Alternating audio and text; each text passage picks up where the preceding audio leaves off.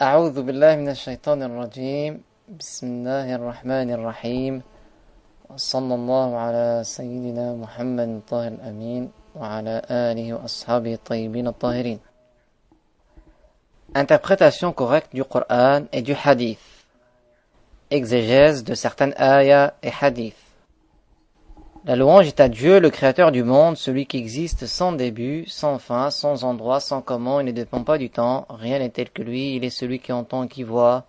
Quoi que tu puisses imaginer, Dieu en est différent, et que l'élévation en degrés les plus complets et les plus parfaits, et la préservation de sa communauté et de ce qu'il craint pour elle, soit accordée à notre maître Muhammad al-Amin, l'honnête, celui qui a appelé la religion de vérité, l'islam, la religion de tous les prophètes, du premier Adam, dernier Muhammad. Le Coran honoré comporte des ayahs, versets du Coran explicites, muhkamat, et des ayahs non explicites, mutashabihat. Allah Ta'ala dit هو الذي أنزل عليك الكتاب منه آيات محكمات هن أم الكتاب وأخر متشابهات فأما الذين في قلوبهم زيغ فيتبعون ما تشابه منه ابتغاء الفتنة وابتغاء تأويله. Ce qui signifie Allah est celui qui a fait descendre sur toi le livre qui comporte des ayats explicites qui sont la base du livre et d'autres non explicites. Quant à ceux dont le cœur comporte un égarement, ils vont s'attacher à ce qui n'est pas explicite pour en donner une mauvaise interprétation afin d'égarer les gens. Surat Ali Imran, ayah 7. Le messager de Allah sallallahu alayhi wa sallam a dit Al-Qur'an imma hujjatun laka am alayk, ce qui signifie le Qur'an est une preuve pour toi ou contre toi. C'est-à-dire que si la personne interprète mal le Qur'an, cela sera contre elle.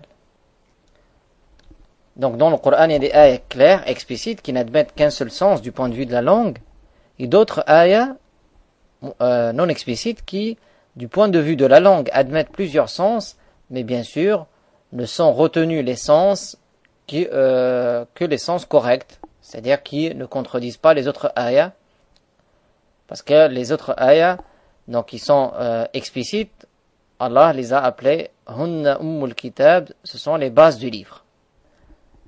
Ainsi, il n'est pas permis d'interpréter le Coran selon son propre avis, mais on demande aux gens de la connaissance, dignes de confiance.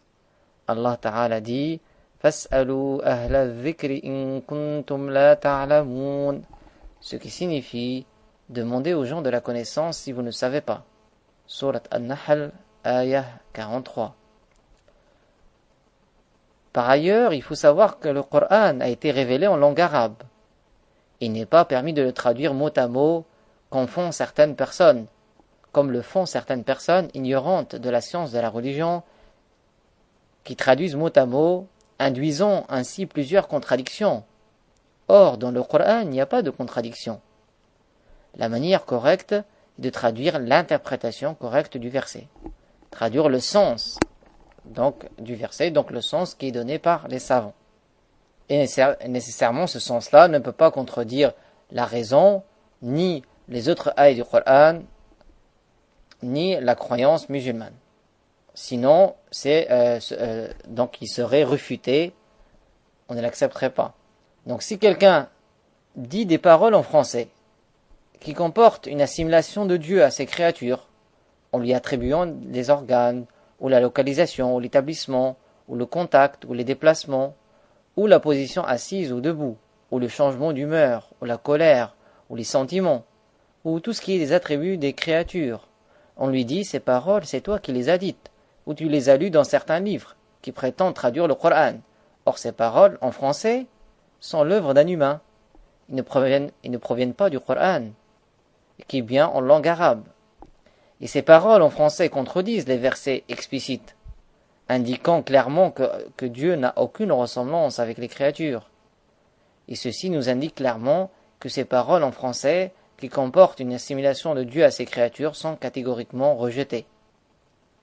De plus, il n'est pas permis de dire que Dieu a un fils pas comme nous, ou un visage pas comme nous, ou une main pas comme nous, ou qu'il s'assoit ou s'établit pas comme nous, car tout ceci n'est pas valable du point de vue de la langue et de la religion, et ceci de la mécréance. Et celui qui a commis de la mécréance doit prononcer qu'il n'est de Dieu que Dieu, et que Muhammad est le messager de Dieu pour revenir à l'islam, en ayant délaissé la mauvaise croyance.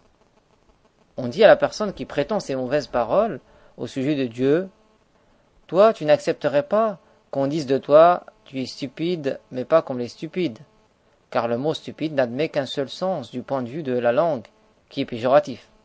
De même, on ne dit pas que Dieu a un fils ou une main, ou s'assoit ou s'établit pas comme nous.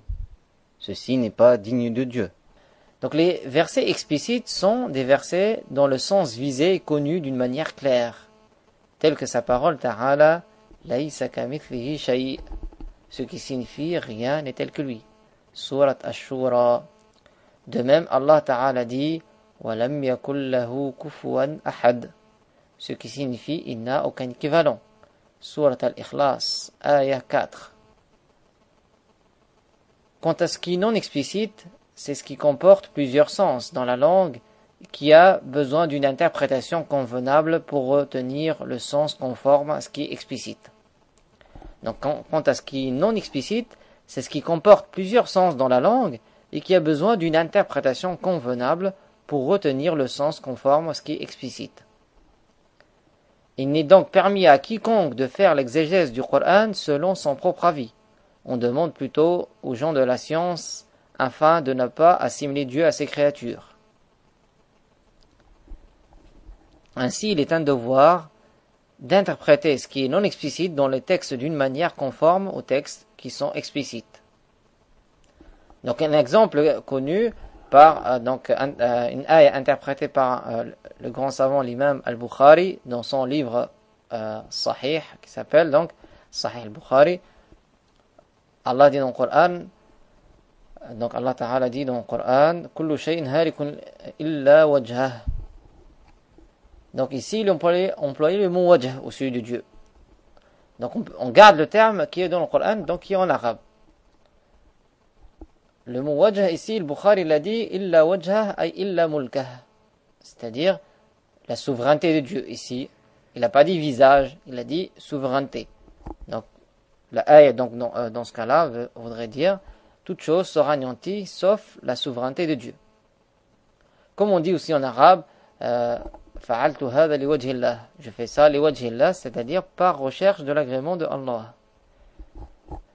Ce n'est pas pour le visage ou la face de Dieu, ça c'est pas digne de Dieu. Donc ceux-là qui traduisent ainsi, c'est des gens qui ne connaissent pas la religion. Donc nous allons citer certains versets non explicites en donnant leur interprétation conforme aux versets explicites. Donc citer quelques exemples d'interprétation. Allah Ta'ala dit Ilayhi yas'adu al-kalimu at-tayyib wal-'amalu as-salihu yarfa'uhu, ce qui signifie les bonnes paroles montent vers l'endroit honoré par Allah et les bonnes œuvres y sont élevées. Ilayhi ici, donc ça ne veut pas dire vers lui dans un endroit où serait Dieu localisé, mais veut dire l'endroit honoré par Allah, donc qui est le ciel. Donc le ciel est un endroit honoré par Allah, là où habitent les anges qui ne désobéissent pas à Dieu, et au-dessus du 7e ciel, comme on sait, il y a le paradis, et descend du ciel la pluie aussi. Donc cette interprétation est conforme à la parole Laysa kamithlihi shay', qui signifie rien n'est tel que lui. Donc ceci est une interprétation correcte qui ne comporte pas d'assimilation de Dieu avec ses créatures. Donc de même, la ayah Ar-Rahman ala al-Arsh istawa. Les savants ont dit istawa ici, qahara, domine. Donc Dieu domine le trône par sa puissance, il le préserve. Donc istawa, ça a plusieurs sens. Ça a le sens de, quand on dit la nourriture istawa. En arabe, istawa ta'am, ça veut dire la nourriture est prête, est arrivée à point, est cuite. C'est utilisé aussi istawa, donc pour s'établir aussi. Mais ici, bien sûr, ce sens-là n'est pas valable pour Dieu, de même que le premier qu'on a dit, Donc parmi les sens de istawa aussi dominer. Donc ça, ce sens c'est valable pour Dieu, c'est pour cela donc les savants ont choisi ce sens-là. Donc l'objectif dans cette ayah est que nous sachions que Allah est tout puissant sur toutes les créatures. En effet, le trône étant le plus grand de tous les corps, si Allah domine le trône, il domine à plus forte raison tout le reste. Donc le trône c'est le plus grand corps que Dieu a créé et les anges tournent autour du trône. Allah dit dans le Coran وَتَرَى الْمَلَائِكَةَ حَافِّينَ مِنْ حَوْلِ الْعَرْشِ يُسَبِّحُونَ بِحَمْدِ رَبِّهِمْ. Donc tu vois les anges tournent autour du trône et glorifient leur Seigneur. Comme les humains tournent, les musulmans, donc parmi les humains, ils tournent autour de la Kaaba.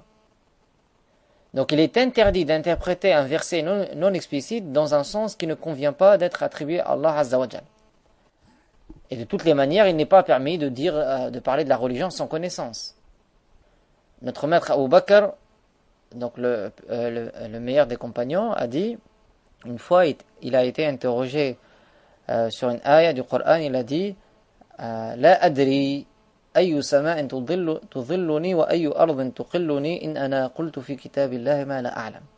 Il a dit, je ne sais pas quelle terre va me porter, quel ciel va m'abriter si je dis dans le Coran ce que je ne sais pas.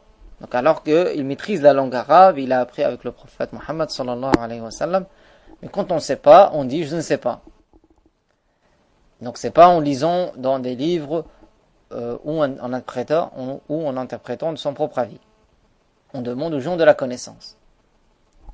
Donc quelqu'un qui tombe malade, il ne va pas lire dans les livres pour se soigner, parce qu'il a peur de se nuire en fait. Et donc dans la religion, la personne a la peur de se nuire, parce que croire une mauvaise croyance et mourir sur une mauvaise croyance, la rétribution de cela, c'est de rester éternellement en enfer. Et l'enfer est insupportable. Donc et la mort ne prévient pas. Donc l'imam Ali ibn Abi Talib a dit Inna Allah khalaqa al-arsha idharan li qudratihi wa lam yattakhidhu makanan li dhatihi. Ce qui signifie, certes Allah a créé le trône comme manifestation de sa toute-puissance et il ne l'a pas pris comme endroit pour lui-même. Il faut savoir que Allah a créé les âmes et les corps. Il n'est ni une âme ni un corps. Quant à sa parole, Ta'ala, فَنَفَخْنَا فِيهِ مِنْ رُوحِنَا, ce qui signifie nous avons fait insuffler dans son corps l'âme que nous avons créée, honorée. Mais ruhina ici, ça veut dire c'est une âme qui appartient à Dieu et honorée.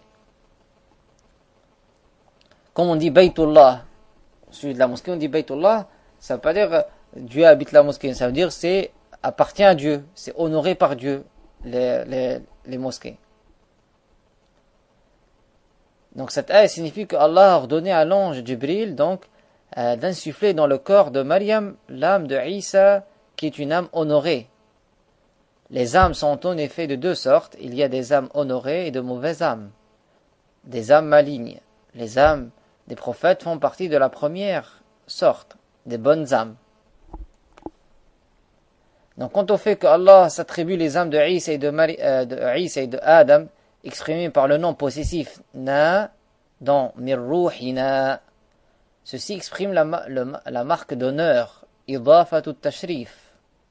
On dit la même chose à propos du verset an tahhira baytiya lit-ta'ifina wal-'akifin.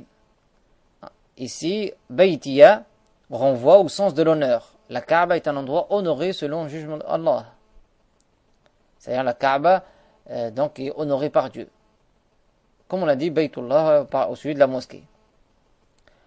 C'est-à-dire qui appartient à Dieu et honoré par Dieu.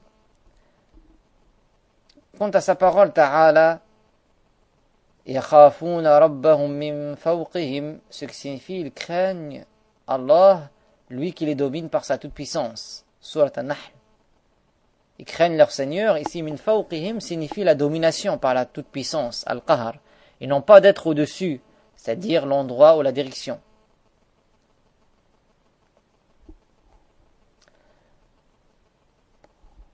Concernant le sens de la parole de Allah, qui concerne le blâme fait à Iblis, ma mana'aka an tasjuda lima khalaqtu biyaday, ce qui signifie qu'est-ce qui t'a empêché de te prosterner pour ce que j'ai créé et j'ai honoré. Surat Sad. Il est permis de dire que biyaday signifie ici l'honneur et la préservation. ça ne veut pas dire les mains. Donc en langue arabe, c'est riche. Comme on dit, par exemple, Atashakhsu aynuhu. Aynuhu ici, ça veut dire la personne est venue elle-même. On va pas traduire aynuhu, son œil est venu. Ça serait contraire donc au sens de la phrase. Donc on traduit le sens. De même quand l'ayn, donc on a vu là l'yad, l'exemple, il y a l'ayn attribué au sujet de Dieu, on ne traduit pas par œil. Comme dans la ayat tajri bi a'yunina, au sujet du bateau de Nuh. Tajri bi a'yunina, ici ça veut dire le bateau va avec la préservation de Allah. Et aussi la parole de Allah Ta'ala dans le Coran, wa ja'a rabbuk, qui signifie les manifestations de la puissance de ton Seigneur apparaîtront. Donc on traduit ici bien sûr directement le sens. Donc ça c'est l'interprétation qui est faite par le grand savant l'imam Ahmad. Donc dans Surat al-Fajr, wa ja'a rabbuka wal malaku saffan saffa. Donc les manifestations de la puissance de ton Seigneur apparaîtront, car des événements imminents seront manifestés au jour dernier. On dit au sujet de la parole de Allah Ta'ala, wa huwa ma'akum aynama kuntum, qui signifie certes Allah sait tout de vous où que vous soyez. Allah sait tout de vous où que vous soyez. Donc on ne dit pas Dieu est partout, on dit Dieu sait toute chose où que tu sois. Mais Dieu existe sans endroit et sans comment. Quant à sa parole Ta'ala, وَقِيلَ الْيَوْمَ نَنْسَاكُمْ كَمَا نَسِيتُمْ لِقَاءَ يَوْمِكُمْ هَذَا. Elle exprime le reproche et signifie vous êtes maintenant privés de notre miséricorde comme vous avez négligé d'obéir à Allah dans ce bas monde en ayant foi en lui. Donc Surat Al-Jafiyah. Donc on ne va pas traduire mot à mot comme font certaines personnes ignorantes. Donc ici, il ne va pas dire que Dieu vous a oublié. Non, on ne dit pas comme ça.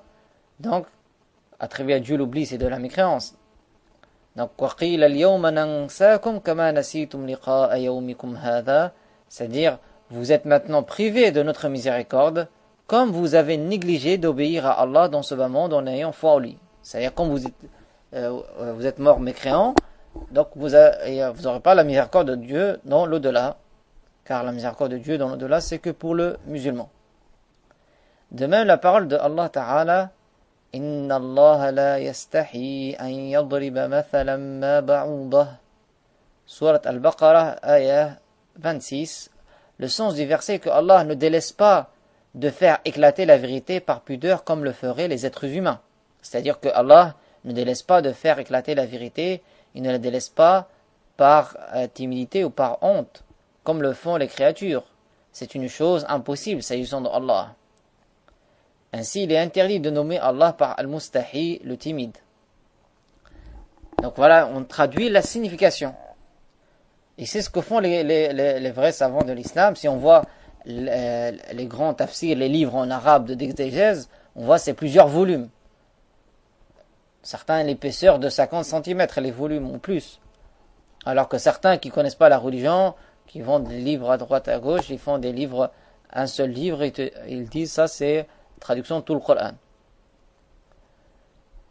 Donc il ne suffit pas de maîtriser l'arabe pour interpréter le Coran. Donc réciter correctement c'est une science, et interpréter correctement c'est une autre science.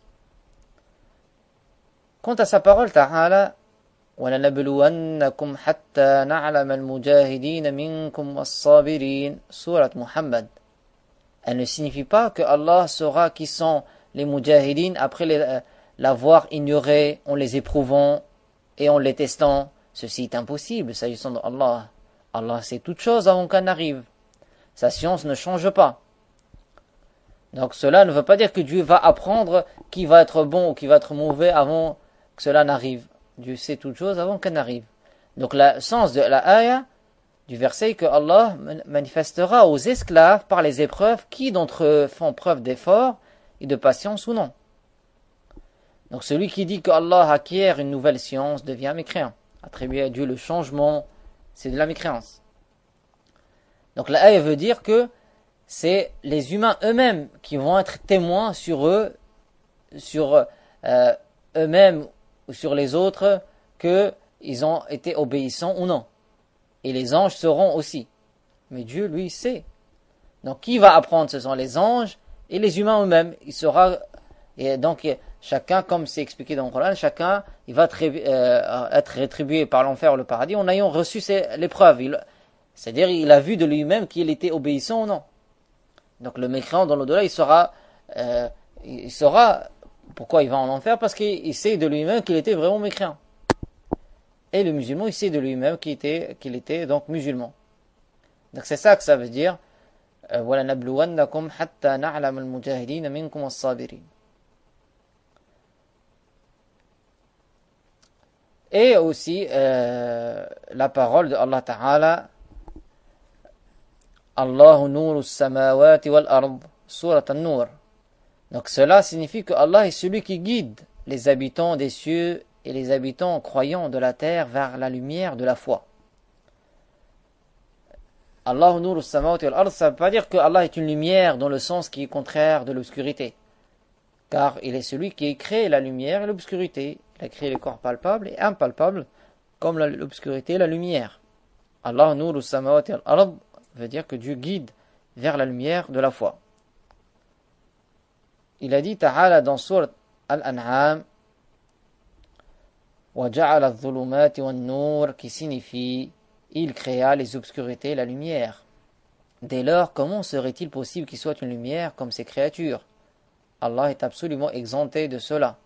Il est donc interdit de croire que Allah aurait une couleur ou une forme. Quant à ce qui a été rapporté dans le hadith, que Allah est Jamil, cela ne signifie pas qu'il serait beau, mais qu'il a des attributs de perfection dignes de lui, encore qu'il accorde le bien. C'est ça que ça veut dire. Donc la langue arabe est riche. Donc ici, Jamil, au sujet de Dieu, dans le hadith, ça veut dire qu'il a les attributs de perfection dignes de lui, ou encore qu'il accorde le bien. Quant au nuzul rapporté dans le hadith, Yanzilu Rabbuna kulla layla ila as-sama'i ad-dunya, cela veut dire que c'est un ange qui descend sur ordre de Dieu pour transmettre de sa part, ce qui signifie qui m'invoque, je l'exauce, qui me demande pardon, je lui pardonne, qui me demande, je lui accorde. L'ange reste le dernier tiers de la nuit dans le ciel de ce bas monde jusqu'à l'aube. Donc ce hadith nous montre que c'est bien de se réveiller, ça parce que habituellement les gens ils s'endorment à cette heure-ci, donc celui qui fait l'effort, donc Dieu lui accorde ces grâces-là. Donc le musulman qui fait l'effort de se réveiller le dernier tiers de la nuit, environ par exemple 1 heure avant Sobh, il fait des du'a et les invocations. Donc ça veut dire que Dieu ordonne, Yanzilu Rabbuna, c'est-à-dire ici attribuer l'acte à celui qui l'a ordonné. Comme on dit par exemple dans la langue, tel roi il a conquis tel pays. Alors que le roi lui-même il n'a pas bougé, il est resté sur son trône. Mais ça veut dire, on lui attribue l'acte de façon figurée, dans son sens figuré, parce que c'est lui qui a ordonné. Donc ça existe dans la langue, même la langue, plusieurs langues en fait, d'attribuer l'acte à celui dans le sens figuré, à celui qui l'a ordonné. Comme l'exemple connu, le roi il a conquis tel pays, ou il a construit telle chose, alors que c'est pas lui vraiment qui a fait ça. Mais c'est une attribution dans le sens figuré, étant donné que celui qui l'a ordonné. Donc ici, Yanzilu, ça veut dire que Dieu a ordonné à l'ange de descendre. Donc il a été rapporté de l'imam Malik, donc le grand savant l'imam Malik, le savant de Médine, qu'il a interprété le hadith par la descente de la miséricorde de Allah, et de son ordre ou de ses anges. Comme on dit dans la langue, le sultan a fait telle chose si ses sujets font sur son ordre. Donc dans le livre Sharh al-Zurqani sur le Muwatta de l'imam Malik. Donc ça c'est page 34 dans le livre, c'est un livre très connu qui s'appelle Sharh al-Zurqani, commentaire fait par Zurqani sur le grand livre connu de le Muwatta de l'imam Malik. Donc ça c'est un des livres très connus de l'imam Malik. Quant à celui qui dit Yanzilu en gardant le terme en arabe sans comment, ceci est vrai. Si quelqu'un garde le terme en arabe, il y a pas de contradiction parce que il a gardé le terme en arabe. Il dit sans comment. Ceci est vrai car lorsqu'il a dit sans comment, il a nié le mouvement. Quand on dit sans comment, ça nie le mouvement et le déplacement du haut vers le bas au-dessus de Dieu. Donc ces interprétations correctes ont été rapportées par des grands savants comme Nawawi dans son commentaire de Sahih Muslim, ainsi que Ibn Hajar al-Asqalani, donc le grand savant du hadith, dans son livre Fath al-Bari, commentaire du Sahih al-Bukhari. De plus, la version du hadith rapportée par Nasa'i, qui est Sahih, confirme que c'est un ange qui descend sous l'ordre de Dieu. Donc les hadiths, souvent, ils sont rapportés par plusieurs versions. Donc ici, une autre version rapportée par le grand savant du hadith, l'imam An-Nasa'i. Inna Allah yumhilu hatta yamdiya shatrul layl al-awwal faya'muru munadiyan fayunadi. Donc c'est ce qui signifie quand s'écoule la première moitié de la nuit, Allah ordonne à un ange qui appelle. Donc les savants, ils prennent un hadith qui vont, avec ce hadith, expliquer un autre hadith. Donc c'est souvent utilisé un hadith qui explique une ayah, comme on a vu l'autre sur Sayyidina Isa, où le prophète explique la ayah, innahu la ilmun lis-sa'a, c'est un signe de l'heure. Il a dit c'est la descente de Isa. Parce que la ayah, il ne dit pas la descente de Isa explicitement, mais le hadith, il interprétait la ayah. Ou un hadith interprète un hadith. Ça, c'est ce que font les savants de l'islam. Et donc, par ailleurs, certains de ceux qui ont rapporté le hadith de Al-Bukhari ont transmis le hadith avec la dhamma sur le ya, c'est-à-dire yunzilu. Il fait descendre. En arabe, la forme qu'on appelle yuf'ilu, c'est faire. Donc, yunzilu, c'est-à-dire il fait descendre, c'est-à-dire qu'il ordonne à un ange de descendre. Inna Allah yunzilu kulla laylatin ila as-sama'i ad-dunya. Ce qui signifie Allah fait descendre un ange chaque nuit jusqu'au ciel du bas monde. Donc les paroles des savants sont nombreuses, on va citer quelques-unes. Donc parmi eux, le président des juges chefs en Égypte à son époque, Badruddin ibn Jama'a, décédé en 728 de l'Hégire. Donc là on est en 1432. Donc ça c'est le président des juges. Il y a les juges, déjà les juges c'est des savants. À l'époque de l'État islamique, avant, les gens ils apprenaient la religion, notamment pour accéder à certains postes dans le pouvoir, parce que c'était lié à la religion avant. Ils n'inventaient pas une loi avant, c'était les lois du Coran et du Hadith. Les juges, il y avait des règles tirées du Coran et du Hadith. On dit Qadi. Et les juges, il y a le juge des juges. C'est le plus grand savant généralement qui désignait le juge des juges. Donc là, c'était c'était le président des juges Shafi'i. En Égypte, à son époque, Badruddin ibn Jama'a. Donc c'est un grand savant connu, a dit dans son livre Idah al-Dalil fi qat'i hudaji ahli al-ta'til. C'est-à-dire ici pour montrer les preuves des gens égarés, les preuves contre les gens égarés. Page 164. Il a dit sache qu'il n'est pas permis de donner le sens du déplacement du haut en bas à Dieu dans le hadith du Nuzul. Il a dit c'est pas permis, c'est pas valable. Il a dit ceci pour plusieurs raisons. La première, la descente est un attribut des corps de ce qui entre en existence. Elle requiert trois choses, un espace de déplacement, un espace qui est quitté et un espace qui est atteint. Et tout cela est impossible s'agissant de Allah. Donc bien sûr les savants sont très intelligents et ils montrent avec les preuves claires, catégoriques et réfutables que c'est logique. Le déplacement nécessite un espace de déplacement, un espace qui est quitté et un espace qui est atteint. Et tout cela est impossible s'agissant de Allah, car tout ce qui est attribut de localisation, d'espace, de quantité, c'est forcément une créature qui aurait besoin de qui l'aurait spécifié ainsi. Donc la seconde raison, il a dit si la descente était une réalité pour Allah, il se renouvellerait pour lui chaque jour et chaque nuit beaucoup de mouvements qui l'occuperaient entièrement toute la nuit, de même que beaucoup de déplacements. En effet, le tiers de la nuit se renouvelle pour les gens de la terre au fur et à mesure, à chaque moment. Cela impliquerait son déplacement dans le ciel du bas monde, nuit et jour, d'un peuple à l'autre, son retour vers le trône à chaque instant, selon leur dire, et sa descente à chaque instant dans le ciel du bas monde. Et cela, quelqu'un doué d'un minimum d'intelligence et d'entendement, c'est-à-dire de raisonnement, ne le dit pas. Donc il montre l'absurdité de ceux qui disent cela, Parce qu'il y a eu des égarés avant aussi, comme de nos jours, qui attribuent à Dieu la ressemblance aux créatures. Il a dit le tiers de la nuit, on le voit bien, le tiers de la nuit, il change à chaque instant, tu changes de terre, il y aura le tiers de la nuit, ça change, pendant les 24 heures. Donc si quelqu'un, il dit que Dieu monte et descend, c'est comme s'il dit que Dieu fait que monter ou descendre. Parce que le tiers de la nuit, c'est pendant les 24 heures, chaque instant, chaque terre, il y a un tiers de la nuit. Ça change. Donc ça montre l'absurdité de celui qui dit cela. La troisième, à celui qui dit, donc il a dit, à celui qui dit que Allah est sur le trône, qui le remplit, comment le ciel du bas monde pourrait-il le contenir alors que ce ciel est par rapport au trône comme un anneau dans une terre déserte? Selon vos dires, il ne resterait que deux solutions. Soit l'agrandissement du ciel du bas monde à chaque moment pour le contenir, soit la réduction de l'être glorifié qui est absolument exempt de cela jusqu'à rentrer dedans. Quant à nous, les gens de Ahl Sunnah, nous sommes formels à nier les deux cas. Fin de citation. Donc il y a la parole en arabe bien sûr de l'imam Badruddin ibn Jama'a. Et les paroles des savants sont très nombreuses concernant cela.